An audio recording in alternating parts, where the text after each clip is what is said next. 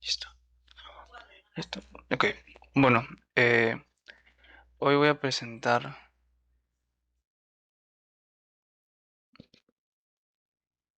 Hoy voy a presentar mi trabajo, el de planos eléctricos de teoría.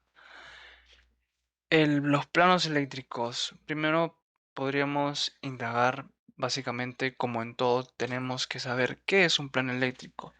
Básicamente, los planos eléctricos son diagramas que nos sirven para diseñar, instalar y mantener sistemas eléctricos de manera segura. Son una herramienta que tanto los técnicos o los ingenieros usan para poder dividir circuitos, entender circuitos, normalizar los circuitos. Estas tienen distintas partes, ¿no? Dentro de estas podemos tener las leyendas. Las leyendas, ¿qué son las leyendas? Las leyendas son aquellas en los cuales podemos observar los símbolos. Los símbolos. Por ejemplo, en este caso podemos observar un plano eléctrico.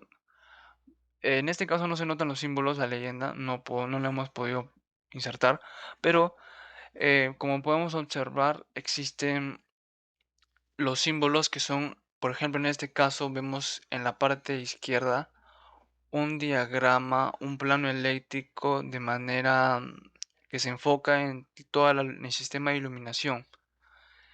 El sistema de iluminación, esto lo podemos saber, lo puedo saber yo, porque presenta unos símbolos que significan focos, lámparas. Entonces, esto es muy importante que cada plano tenga una leyenda, ya que en la leyenda podemos encontrar las simbologías que nos van a ayudar a interpretar dichos planos, dichos sistemas, cómo deben conectarse, etcétera. E incluso existen planos que tienen símbolos que el ingeniero o el que ha diseñado ese plano son exclusivamente de él, que él los ha diseñado porque es muy específico, es una tarea, es un símbolo algo poco común, ¿no? Luego tenemos también las escalas, ¿no? Que es básicamente las proporciones que deben estar bien escaladas para poder quizás no perdernos al momento de hacer las conexiones, ¿no? También debe estar la información del responsable, de que los datos comunes, ¿no? Como qué nivel es, o sea, qué planta es, si es un primer piso, un segundo piso, un estacionamiento, un dormitorio, qué es lo que estamos observando, los nombres, el nombre de los dueños, el ingeniero, ¿no? Qué ingeniero es, eh, y ya, eso básicamente es todo lo que podemos observar en cuanto a simbologías y demás. El plano de por sí vemos que se fabrica como base en un diagrama arquitectónico, un diagrama de planta, ¿no? En los cuales podemos ver las paredes y las escaleras, ¿no? Todo eso. Y superpuesto encima de esto están algo muy importante que es un diagrama unifilar. Un diagrama unifilar es la representación de las cantidades de cables que deben ir por por esas líneas, ¿no? En este caso, las líneas representan tuberías. Sabemos que en la construcción de una casa, antes de cementar los techos, los muros, se coloca las tuberías de PVC de plástico por donde van a ingresar los cables. También un dato curioso es que las líneas, por ejemplo, cuando son, eh, digamos, intercaladas así de esa manera y no son enteras, quiere decir que las tuberías están en distinta posición. Unas están en el suelo y otras están en el techo. Básicamente que tienen distinta posición. Eh, las partes, el sistema, ya estaría todo con respecto a lo que son las partes. Ahora vamos a hablar de los circuitos de alumbrado, o sea, uno de los circuitos de los cuales quizás son los más comunes y son también muy necesarios en tanto a nivel domiciliario como a nivel industrial. Básicamente ese circuito es el que se encarga de proveer energía a los focos, a la iluminación, ¿no? Es muy importante tener en cuenta que a veces parece simple este tipo de conexiones, parece que no son nada de fuera de lo común, pero todo tiene su complejidad, ya que, por ejemplo, no es lo mismo crear un sistema de iluminación en un pasillo largo que crear un sistema de iluminación en una habitación. En un pasillo podemos utilizar conmutadores, interruptores triples o de cuatro conmutados para poder es- apagarlos, para poder usarlos efectivamente, ¿no? Porque obviamente si tú estás en el pasillo no vas a querer volver al interruptor al inicio del pasillo y vas a querer apagarlo en el final. Eso es básicamente el circuito. En conclusión, lo que quiero decir es que el circuito, por más simple que parezca, varía mucho respecto a en qué contexto lo vamos a utilizar. Lo mismo con los interruptores, ¿no?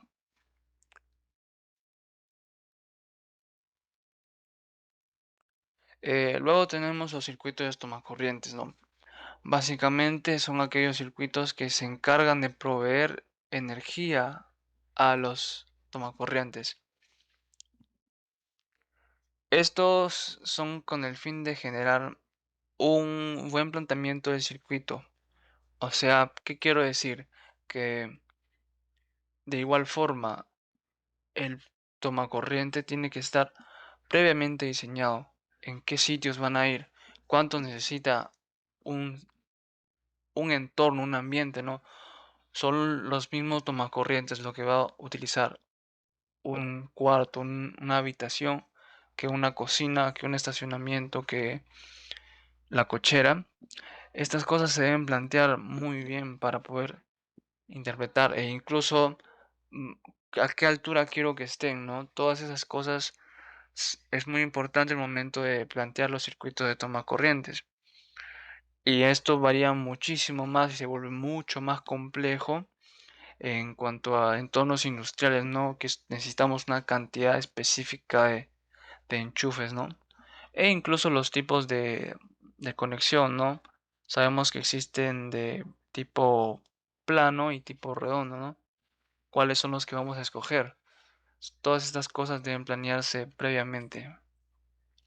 Aquí podemos ver un sistema un plano eléctrico en el cual vemos el diagrama unifilar de los tomacorrientes. Y básicamente es tal y como lo explicamos al inicio, ¿no? Y podemos aquí recalcar de que es muy importante trabajar con orden en el caso de las instalaciones eléctricas, por eso se prefiere dividir los sistemas, ¿no? Un plano específico solamente para el sistema de iluminación, otro plano específico para el sistema de tomacorrientes. Luego tenemos los sistemas de fuerza, los circuitos de fuerza. Estos básicamente se encargan de proveer energía a cargas que son mucho más fuertes, es decir, que demandan mucha más energía. Podemos pensar que esto solamente es de entornos industriales, pero también existen usos en entornos domiciliarios, ¿no? Como en lavadoras, a veces los catcher, eh, equipos de gran potencia que a veces se instalan en un hogar, ¿no? Estos circuitos de fuerza son, bueno, podemos ver el diagrama al lado izquierdo en la imagen, deben estar acompañados de un control de mando, el cual se encargará de accionar o no el circuito de fuerza. Estos tienen que trabajar siempre en conjunto. Claro, este circuito de mando estará hecho de conmutador, de interruptores, relés y relés.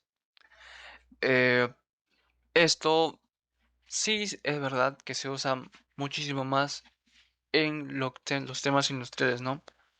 para los motores eléctricos, compresoras, transformadores y todo lo que tenga que ver en ese entorno.